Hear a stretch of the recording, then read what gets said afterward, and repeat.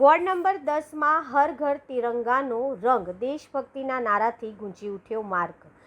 વડોદરા શહેરના ward number 10માં હર ઘર તિરંગા અભિયાન અંતર્ગત ભવ્ય તિરંગા રેલીનું આયોજન કરવામાં આવ્યું હતું। રાષ્ટ્રધ્વજ હાથમાં લઈને મોટી સંખ્યામાં નાગરિકો દેશભક્તિના રંગે રંગાઈ રેલીમાં જોડાયા હતા। રેલીમાં સ્થાનિક નગરસેવકો, ભાજપના પદાધિકારીઓ ઉપરાંત યુવાનો, મહિલાઓ અને બાળકો મોટી સંખ્યામાં ઉપસ્થિત રહ્યા હતા।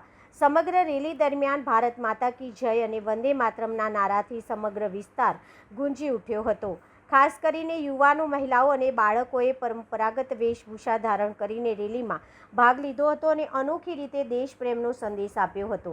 વોર્ડના મુખ્ય માર્ગો પરથી પસાર થયેલી તિરંગા રેલીનું સ્થાનિક રહીશો દ્વારા પુષ્પવર્ષા સાથે ભવ્ય સ્વાગત કરવામાં આવ્યું હતું। આ રેલીનો મુખ્ય હેતુ નાગરિકોમાં રાષ્ટ્રીય એકતા, અખંડિતતા અને દેશપ્રેમની ભાવનાને વધુ મજબૂત કરવાનો હતો। તિરંગાની આન, બાન અને શાન સાથે યોજાયેલી આ રેલીથી સમગ્ર વિસ્તારમાં દેશભક્તિનો માહોલ છવાઈ ગયો હતો। આજે વોર્ડ નંબર 10માં તિરંગા યાત્રાનું આયોજન કરવામાં આવ્યું હતું।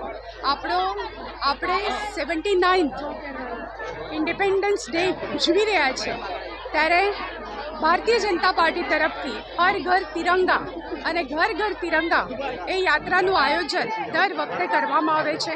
અલગ અલગ વોર્ડમાંથી કાર્યકર્તાઓ, આગેવાનો, સાથે સાથે સમાજના શ્રેષ્ઠીઓ, સ્કૂલના બાળકો, કોલેજના સ્ટુડન્ટ્સ આ બધા જોડાતા હોય છે।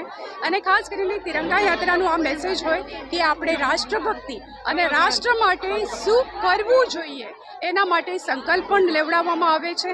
અને આજે આ વોર્ડ નંબર 10માં સૌ કાઉન્સિલર, પછી વોર્ડના હોદ્દેદારો, સાથે સાથે શહેરના હોદ્દેદારો પણ આ કાર્યક્રમોમાં જોડાયા અને સૌને બહુ જયથી યાત્રા નીકળી ત્યાં આગળ બધાએ એનું સ્વાગત કર્યું।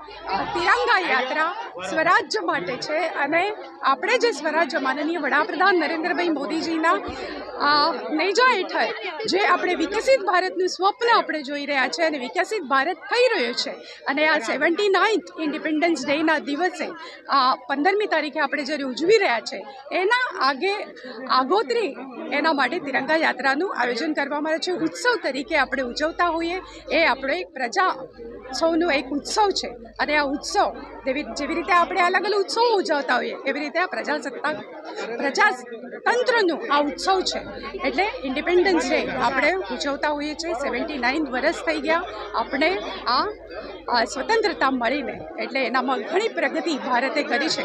આગળ પણ આવી પ્રગતિ માનનીય વડાપ્રધાન નરેન્દ્ર મોદીજીના નેજા હેઠળ ભારત કરતો રહેશે અને વિકસિત ભારતનું સંકલ્પ સૌએ લીધું છે એ આપણું સાકાર થશે।